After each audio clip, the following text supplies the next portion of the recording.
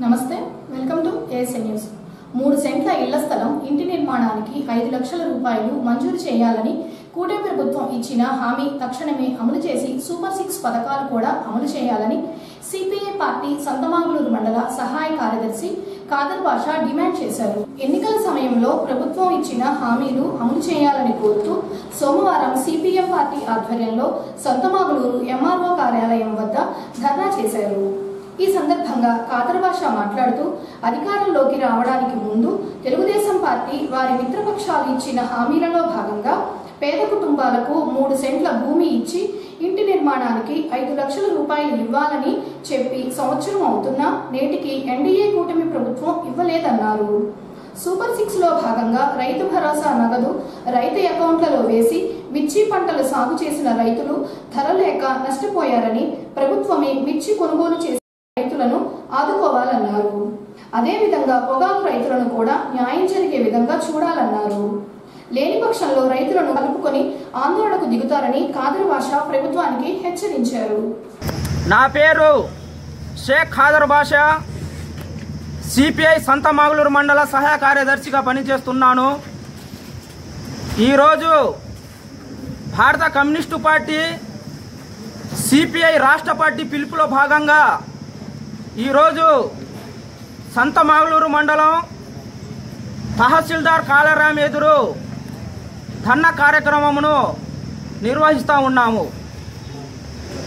అందులో భాగంగానే గతంలో అధికారంలోకి రాకముందు కూటమి ప్రభుత్వం మేము అధికారంలోకి రాగానే గ్రామీణ ప్రాంతంలో 3 సెంట్లు, పట్టణ ప్రాంతంలో 2 సెంట్ల ఇళ్ల స్థలాలను ఇస్తామని, అదేవిధంగా సూపర్ 6 పథకాలను అమలు పరుస్తామని గతంలో ఎన్నికల ముందు వాగ్దానం చేయడం జరిగింది.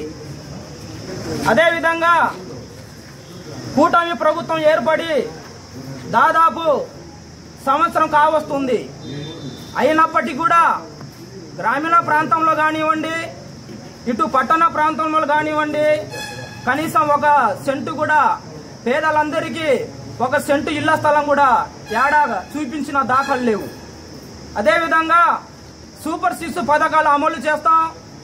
ప్రతి కుటుంబంలో ప్రతి వాళ్ళందరికీ హక్కు కలిగిన ప్రతి వాళ్ళందరికీ సూపర్ 6 పథకాలు అమలు చేస్తాం అని కూటమి ప్రభుత్వం చెప్పడం జరిగింది.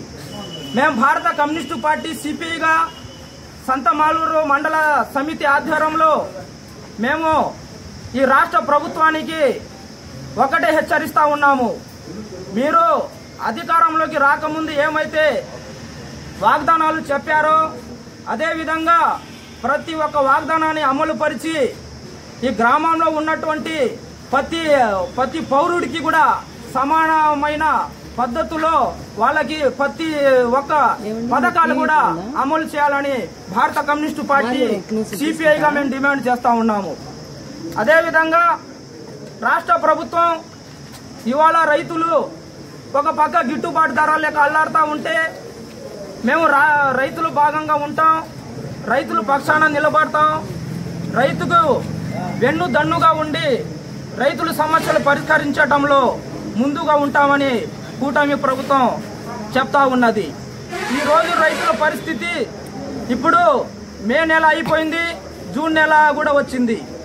ఈ సీజన్ కాబట్టి వ్యవసాయ పనులు నిమిత్తం సీజన్ కాబట్టి గతంలో రైతులు పండించినటువంటి పంటకు గిట్టుబాటు ధరలు లేక అల్లాడుతూ ఉంటే ఆ రోజు కూటమి ప్రభుత్వం మేము రైతులకు అన్ని విధాలుగా ఆదుకుంటాము, రైతుకు గిట్టుబాటు ధర కల్పించి 11,700 రూపాయలు మేము ప్రతి ఒక్క కింటాకి మిర్చి రైతులకి వర్తింపజేస్తామని ఆనాడు కేంద్ర ప్రభుత్వం మీద ఒత్తిడి తీసుకొచ్చి మీ రైతులందరికీ న్యాయం చేస్తామని చెప్పడం జరిగింది. ప్రతిరోజు అరగంట పాటు యోగా చేయటం వల్ల మనిషి ఎంతో ప్రశాంతంగా ఉండి వారి పనులు ఆటంకం లేకుండా చేసుకుంటారని వ్యాయామ ఉపాధ్యాయుల సంఘ నాయకులు పిడి విష్ణు అన్నారు. యోగాంధ్రాలో భాగంగా అద్దంకి మున్సిపల్ కార్యాలయంలో సోమవారం యోగా శిక్షణ కార్యక్రమాన్ని నిర్వహించారు. కార్యక్రమంలో హై స్కూల్లో యోగా శిక్షణ పొందిన విద్యార్థులు వివిధ రకాల యోగాసనాలు వేసి చూపించారు. అదేవిధంగా సచివాలయ సిబ్బందిచే యోగా చేయించి యోగా గురించి పీడీలు వివరించారు. ఈ నెల 21వ తేదీన అంతర్జాతీయ యోగా దినోత్సవం సందర్భంగా సచివాలయ సిబ్బందికి యోగా శిక్షణ గత 5 రోజుల నుంచి పద్మశలభాసనం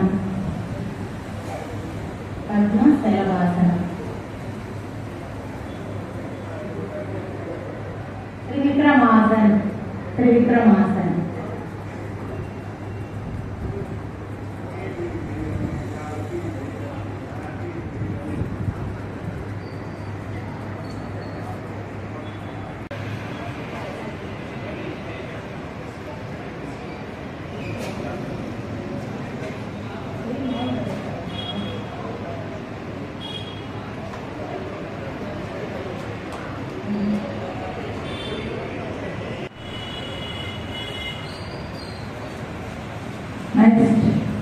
నమస్కారాసనం ప్రణామాసనం 12 కౌంట్లు సూర్య నమస్కారాలు 12 కౌంట్లు ఒకసారి చేస్తే 1 సైకిల్.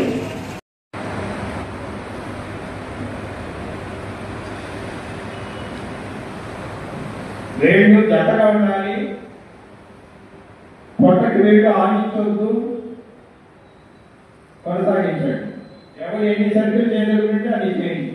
సూర్యునిలో మొదలుపెట్టి సూర్యునిలో ఆపేయాలి.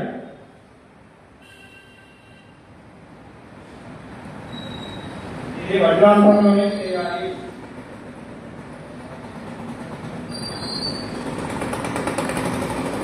ఓకే ఓకే, ఒక సర్కిల్ అయిందన్నమాట. బయట పోయేది ఎక్కువ పోవాలి, బయటికి మనం పీల్చుకున్న దాని మీద ఒక పాయింట్ ఎక్కువ బయటికి వెళ్ళిపోవాలి. గాలి కార్బన్ డైఆక్సైడ్ మొత్తం బయటికి వెళ్ళిపోతుంది. పూరక పీల్చుకోండి, బాగా కడుపు నిండా పీల్చుకోండి. పీల్చుకుంటే పొట్ట బయటికి రావాలి. ఆల్రెడీ పొట్ట బయటకు ఉన్నాయి, ఏం అర్థం కాదు. గాలి బాగా పీల్చుకొని కుంభించి 1 సెకండ్, తర్వాత గాలి మొత్తం బయటకు వదిలి గాలి లేకుండా చేసుకోవాలి. పూరక, కుంభక, రేచక, శూన్యక.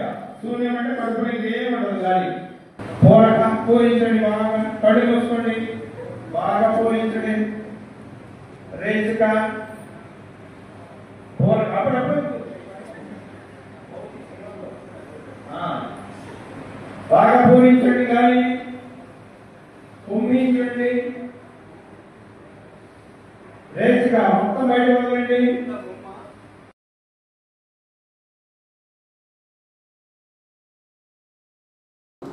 సోమవారం విడుదలైన ఐఐటి ఫలితాల్లో అద్దెంకి పట్టణానికి చెందిన ఉపాధ్యాయుడు దార్ల శ్రీనివాసరావు కుమారుడు దార్ల యశ్వంత్ 436వ ర్యాంకు సాధించాడు.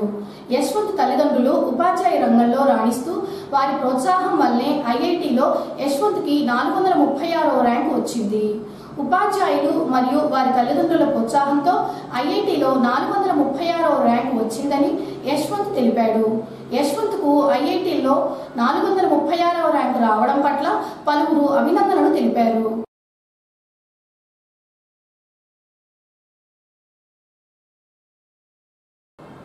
అద్దెంకి పట్టణంలోని స్థానిక కమటేశ్వర స్వామివారి ఆలయంలో ఆదివారం రాత్రి సృజన మరియు రోటరీ క్లబ్ ఆఫ్ సింగరకొండ ఆధ్వర్యంలో శ్రీ వాడవల్లి రాధాకృష్ణ రచించిన గ్రీన్ లైట్ ఏరియా ఆవిష్కరణ సభ నిర్వహించారు. ముందుగా పుస్తకాన్ని ప్రముఖులందరూ కలిసి ఆవిష్కరణ చేశారు. తదుపరి ఉగాది పురస్కారం ఎన్టీఆర్ పురస్కారాలు అందుకున్న నాగినేని రామకృష్ణ, మన్నం త్రిమూర్తులు, చుండూరి మురళి, సురేంద్రబాబును శాల్వా కప్పి ఘనంగా సత్కరించుకున్నారు. అనంతరము జరిగిన కార్యక్రమంలో వక్తలు మాట్లాడుతూ రాధాకృష్ణ కథలు ప్రత్యేకమైన శైలిలో నేటి సమాజంలోని అనేక సమస్యలకు పరిష్కారం సూచించే విధంగా సాగుతాయన్నారు. అన్ని కథలలోనూ మానవతావాదానికే వీరు పెద్దపీట వేశారన్నారు. అద్దెంకిలో అందరి సమక్షంలో రాధాకృష్ణ కథ సంపుటి గ్రీన్ లైట్ ఏరియా పుస్తకావిష్కరణ చేసుకోవడం సంతోషంగా ఉందన్నారు. అద్దెంకి పట్టణానికి చెందిన ప్రముఖులు సేవా రంగంలో రాణిస్తూ రాష్ట్ర స్థాయి ఉగాది పురస్కారం, ఎన్టీఆర్ జాతీయ కీర్తి పురస్కారాలు, సేవా పురస్కారాలు అందుకోవడం గర్వకారణమని తెలియజేశారు. రాధాకృష్ణ గారు కవిగా కాకుండా చీరాలలో ఒక రైతేడి కంపెనీ మేనేజర్ గా ఒక మంచి ఉత్తమ ఉపాధ్యాయురాలకు భర్తగా వరలక్ష్మి భార్య పేరు 10 సంవత్సరాల నాడు తొలి పరిచయం నాకు. ఆనాడు నేను కవిగాను, ఆయన కవిగా తెలియదు నాకు. అట్లా మా ఇద్దరికి ఒక ప్రత్యేక పరిస్థితుల్లో పరిచయం అయింది. నేను సంఘ నాయకుడిగా, ఉపాధ్యాయురాలు భర్తగా ఆనాడు పరిచయం. అది ఈనాటికి కొనసాగుతుంది.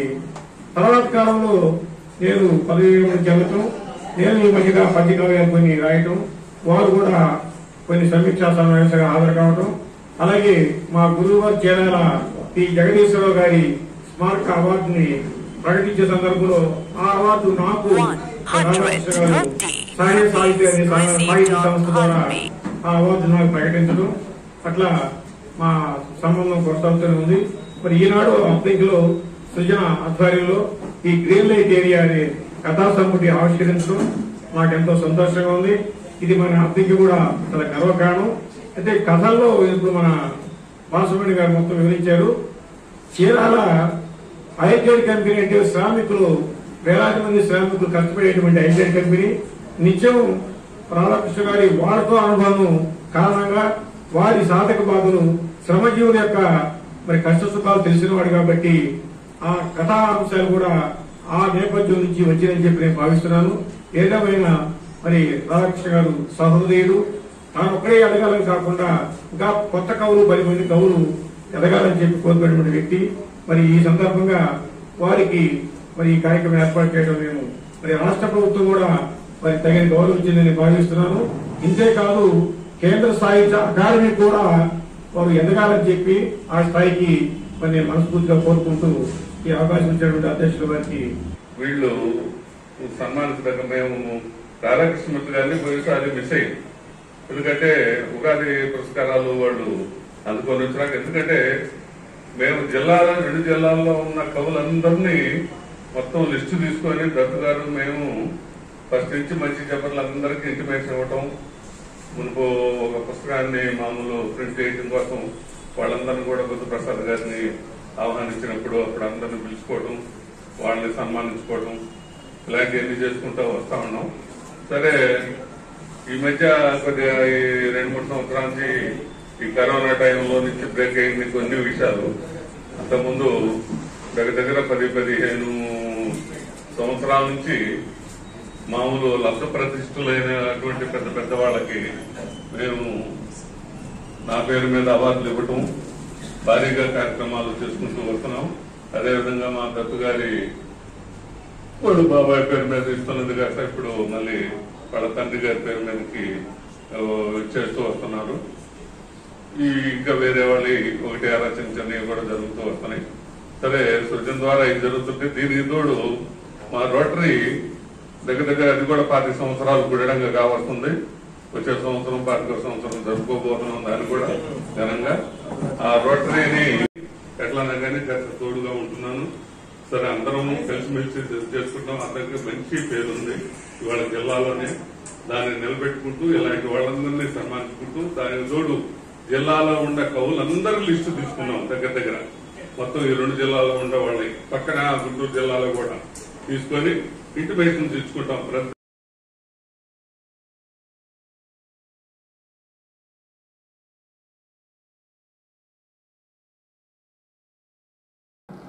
అద్దంకి పట్టణ విశ్వ బ్రాహ్మణ కమిటీ ఆధ్వర్యంలో 2025-26వ విద్యా సంవత్సరంకు సంబంధించి అద్దంకి పరిసర ప్రాంత విశ్వ బ్రాహ్మణ 10వ తరగతి చదివే విద్యార్థులకు ఉచితంగా అద్దంకిలో ట్యూషన్ సదుపాయం కల్పించబోతున్నారని అద్దంకి పట్టణ విశ్వ బ్రాహ్మణ సంఘ పట్టణ అధ్యక్షులు పామర్తి శ్రీనివాసరావు తెలిపారు.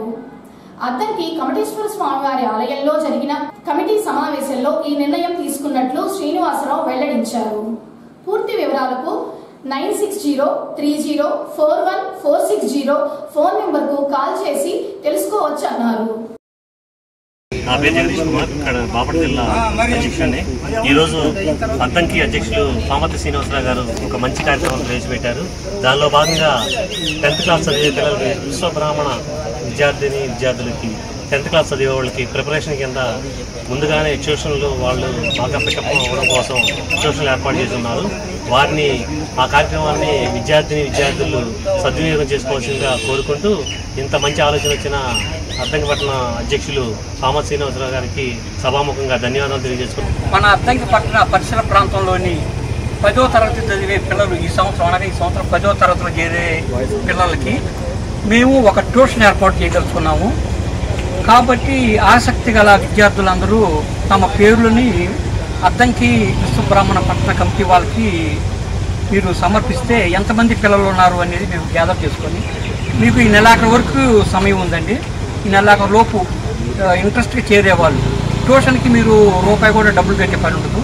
మేము మా పట్టణ కమిటీ తరఫున ఉచితంగా ప్రొవైడ్ చేస్తున్నాం. అది మీరు ఎంతమంది పిల్లలు చేరుతారో చూసుకొని మేము మంచి ఎంతమంది అయ్యారో మొత్తం ఒకసారి మేము లెక్కేసుకొని ఒక మంచి ఫ్యాకల్టీని మాట్లాడి వాళ్ళ దగ్గర మేము చేర్పిస్తామండి. కాబట్టి 10th క్లాస్ విద్యార్థులు ఓన్లీ 10th క్లాస్ విద్యార్థులు ఎవరికి లేదు ట్యూషన్ వరకు.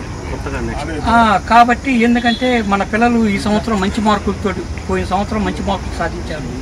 ఇంకా ఆ గ్రోత్ ఇంకా పెరగాలనేది మా ఆశయం ఉండేది. కాబట్టి దానికి మీకు రూపాయి ఖర్చు ఉండదు. మీరు ట్యూషన్కి రావడం వరకే మీకు బాధ్యత అది. కాబట్టి ఈ అవకాశాన్ని మన అద్దంకి పరిసర ప్రాంత ప్రజలందరూ వినియోగించుకోవాల్సిందిగా నేను కోరుతున్నాను. కొరస్పాడ్ మండలం కుర్రవానిపాలెంలో సాగర్ కాలువ మీద వంతెన ఏర్పాటు చేయాలని స్థానిక ప్రజలు కోరుతున్నారు. ప్రస్తుతం ఉన్న వంతెన శిథిలా వ్యవస్థకు చేరటంతో పాటు వెడల్పు తక్కువగా ఉండడం, వాటికి రక్షణ గోడలు లేకపోవడంతో వాహనదారులకు ప్రమాదకరంగా మారింది.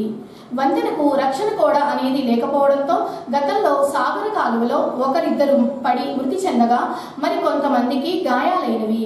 అధికారులు ప్రజాప్రతినిధులు స్పందించి వంతెన నిర్మాణం చేపట్టాలని గ్రామస్తులు కోరుతున్నారు. దగ్గర కాలువ కాడ బ్రిడ్జి కాడ చాలా ఇబ్బందిగా ఉందండి. 2-3 కూడా చనిపోయారు. అటు లెఫ్ట్ సైడ్లో కూడా పడి ఉన్నారు, రైట్ సైడ్లో పడి ఉన్నారు. చాలా ఇబ్బందిగా ఉంటుంది.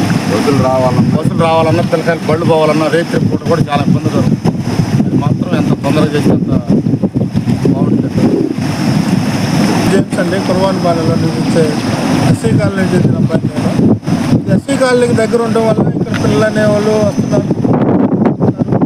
దాదాపుగా ఇక్కడ చాలా మంది బళ్ళు యాక్సిడెంట్ జరగడం కానీ ప్రాణాపాయం జరగడం కానీ జరుగుతుంది. గతంలో ఉన్న వాళ్ళు చూస్తున్నారు, వెళ్తున్నారు కానీ ఎవరు పట్టించుకోవట్లేదు దీని గురించి.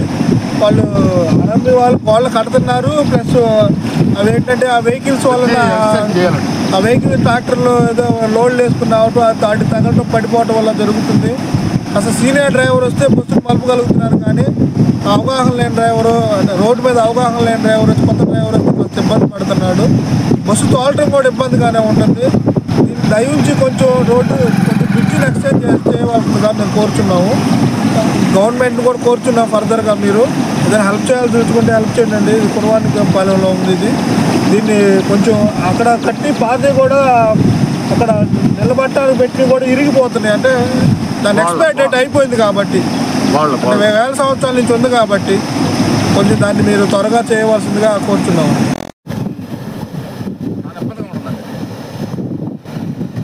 చాలా మంది అయితే చచ్చిపోయారు త్రిపురే కానీ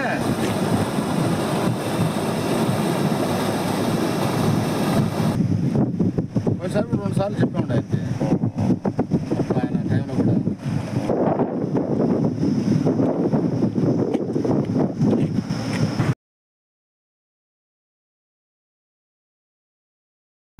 ఏసీ న్యూస్ ఇంతటితో సమాప్తం. నమస్కారం.